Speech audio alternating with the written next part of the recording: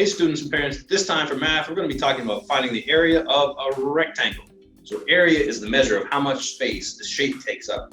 We measure these in square units. So if we took this rectangle, for example, divided it into squares, each square being 1 centimeter by 1 centimeter, if we counted up all the squares in this rectangle, we'd get 28 centimeters squared. This is an okay way to measure area, but it can get pretty tedious. There is an easier way. So we've already said area is measured in square units. So for example, we can use millimeter squared, centimeter squared, meter squared, or kilometer squared. Units don't necessarily matter. The little 2 behind these units lets us know that it's in 2 dimensions of length. So the easier way of measuring area, especially of a rectangle, is taking the length and the width and just multiplying them together. We multiply the length times the width, that will give us the area, and we won't have to sit here and divide it into little squares and then count them up. It's a much quicker, easier way to measure area.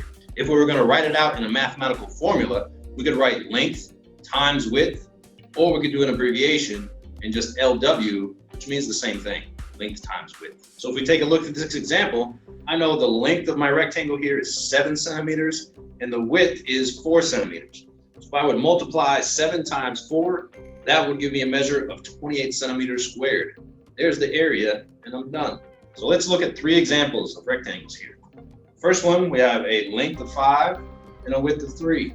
If I multiply those 2 together, I'm going to get 15 centimeters squared. Down at the bottom, I have one measuring 7 meters by 7 meters. Again, multiply those 2 together to get 49 meters squared.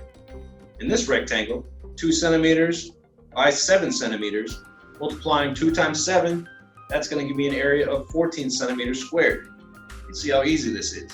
Maybe you can do these multiplications in your head, and you may need a calculator. Either way works. So that is some information about finding the area of a rectangle. You could divide it into squares and count them all up, or you can multiply the length times the width.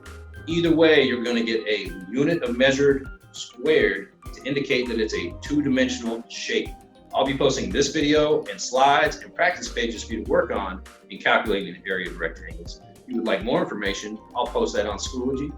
And if you want to Zoom with me over this lesson, just click on the link again in Schoology.